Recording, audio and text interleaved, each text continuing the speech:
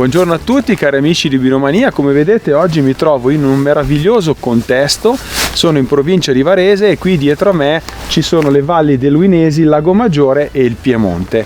Questa volta ho portato con me due binocoli stabilizzati che avevo già testato su Binomania negli anni passati. Sto parlando dei Fujinon TS, il cui acronimo significa Tecnostabi.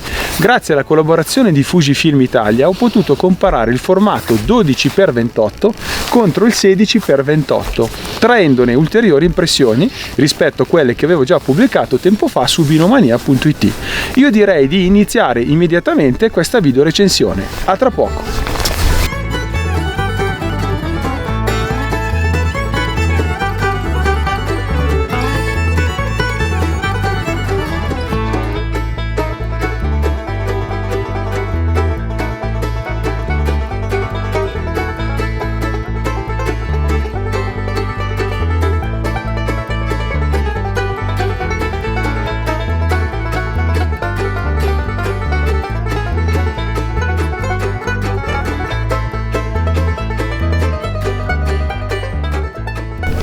Adesso vi parlerò dei dati tecnici dichiarati dalla casa madre. Il Fujinon TS 12x28 ha un'estrazione pupillare di 17,5 mm, un campo di vista pari a 73 metri a 1000 metri e una pupilla di uscita abbastanza luminosa di 2,3 mm, pesa soltanto 420 grammi.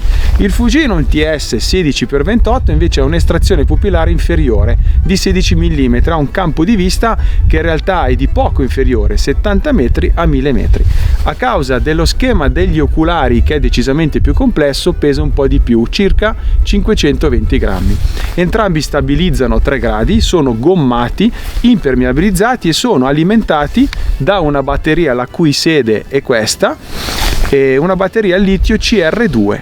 I prezzi ufficiali Fujifilm Italia marzo 2021 sono 730 euro per il 12x28 e 790 euro per il 16x28.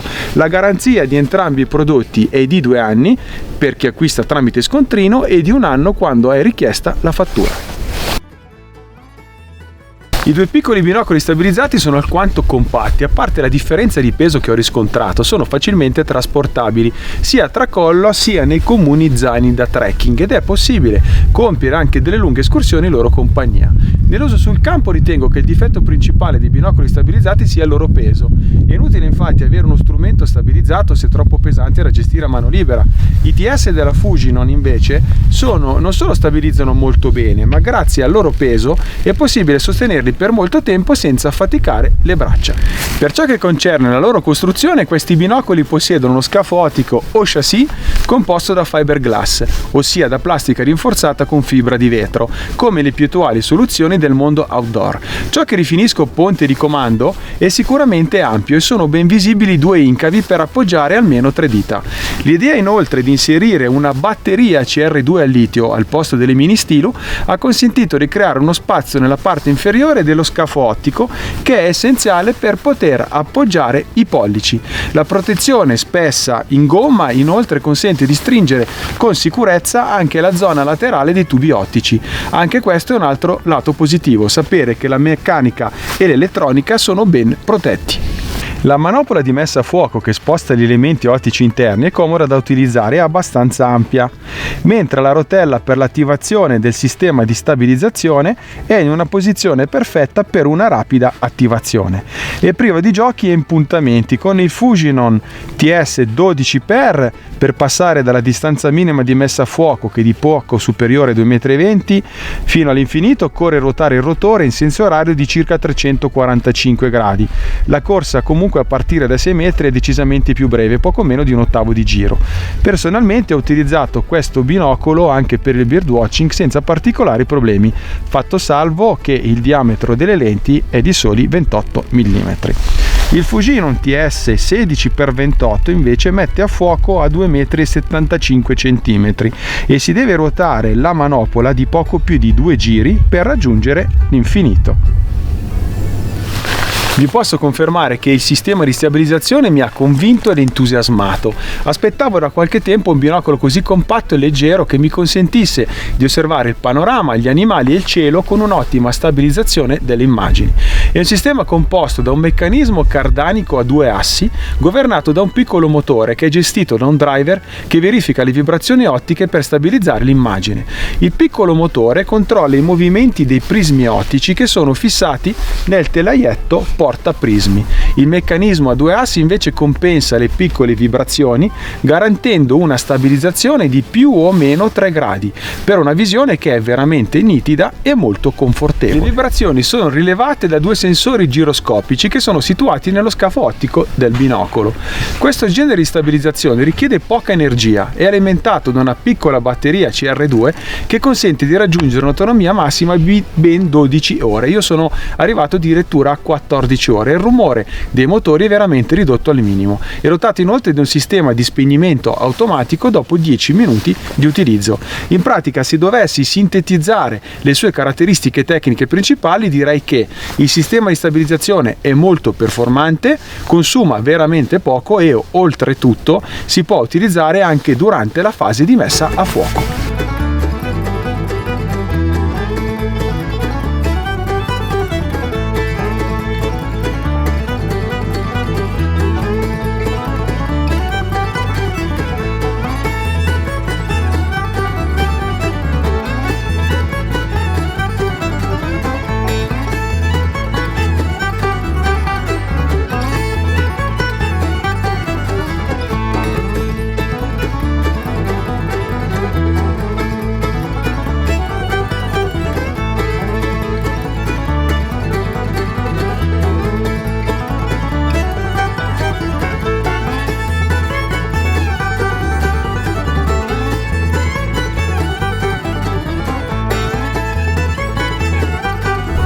I Fujinon TS28 non sono stati costruiti con delle ottiche a bassa dispersione, ma la resa cromatica è neutra, forse leggermente calda. Le immagini al centro del campo sono nitide, soprattutto nel Fujinon TS12x28, che non è ovviamente nitido e contrastato come i Fujinon Hyper Clarity all'antanio. Il contrasto è apprezzabile.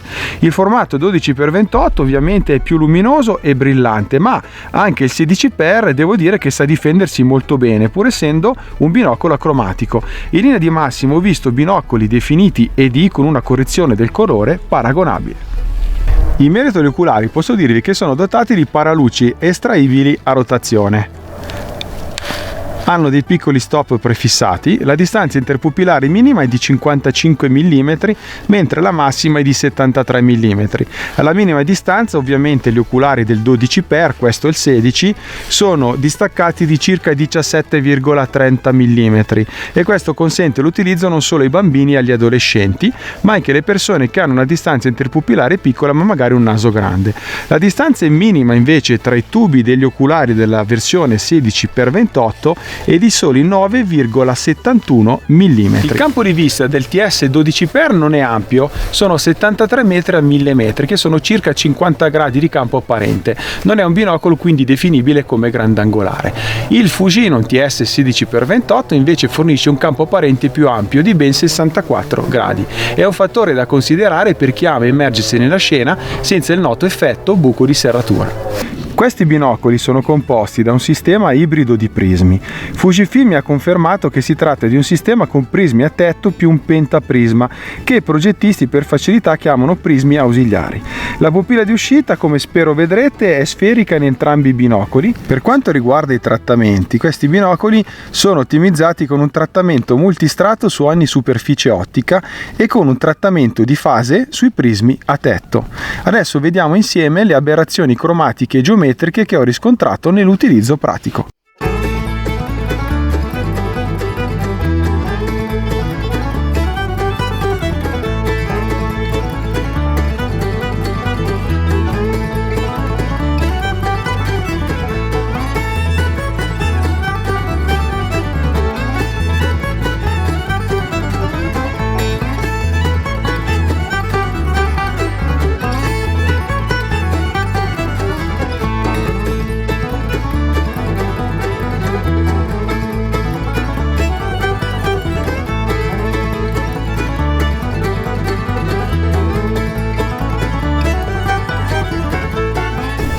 Anche se sono binocoli che non hanno delle ottiche a bassa dispersione, per quanto riguarda il cromatismo in asse, quindi al centro del campo, devo dire di non averlo quasi mai percepito. Sono dei binocoli che hanno una qualità ottica in questo caso decisamente elevata. Si nota talvolta osservando in controluce ad esempio i rami o gli aerei, maggiormente nella versione 16x.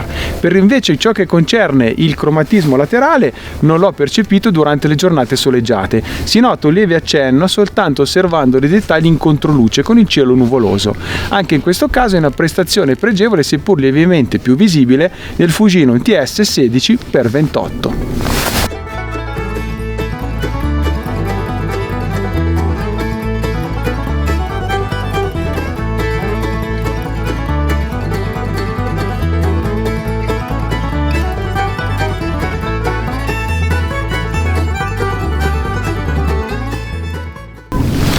Questi binocoli stabilizzati non sono dotati di un campo piatto. Nel Fujinon TS 12x28 le immagini iniziano a sfocare verso l'80% dal centro del campo.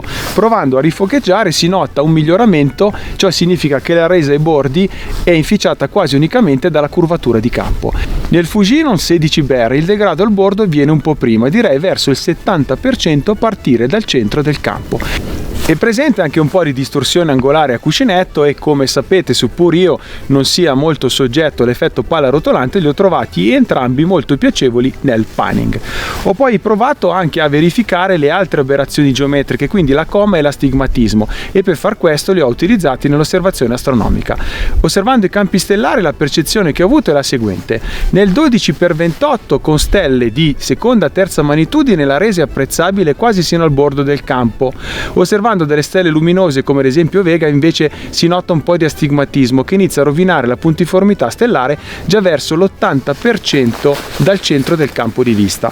Nel 16x invece le immagini stellari di seconda e terza magnitudine iniziano a distorgere leggermente già a partire dal 75% del campo.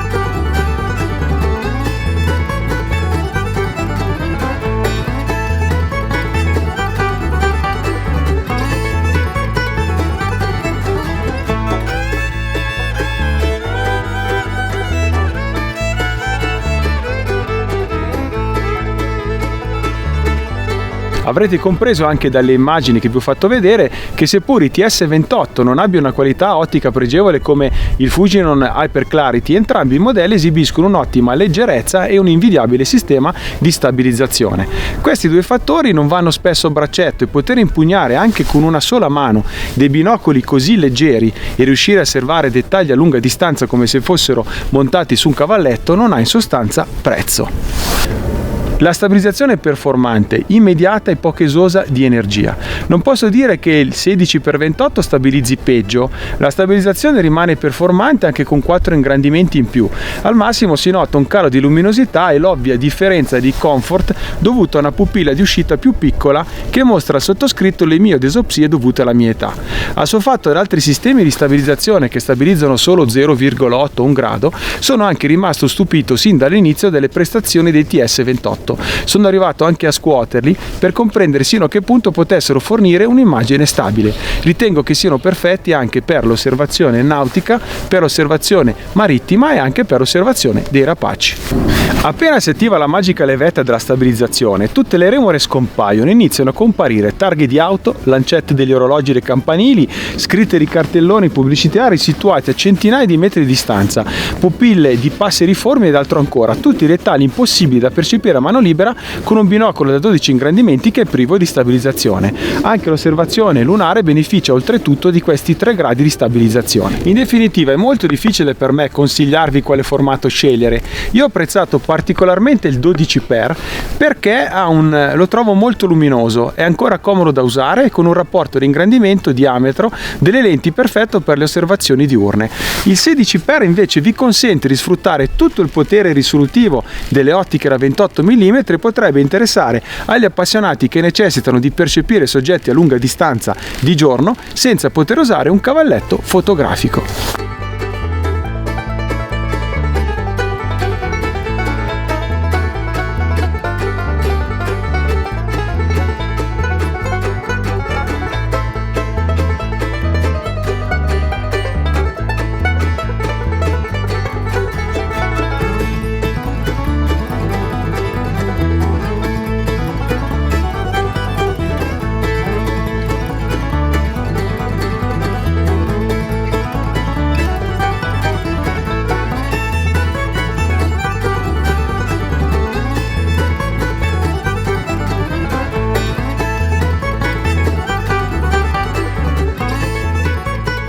Parlando di pregi posso citare la stabilizzazione, quindi gradi, prestazione, rapidità di funzionamento, scarsa richiesta di energia e una disattivazione automatica dopo 10 minuti di utilizzo. La protezione in gomma, il peso perché è molto leggero, anche l'ergonomia è eccezionale e il contenimento delle aberrazioni cromatiche, seppur sia soltanto un binocolo non dotato di ottiche ED.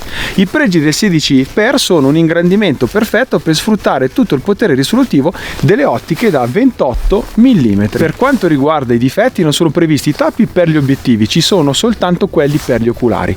La ghiera metallica inoltre degli obiettivi non consente di appoggiarlo su una superficie ruvida perché potrebbe rovinarsi.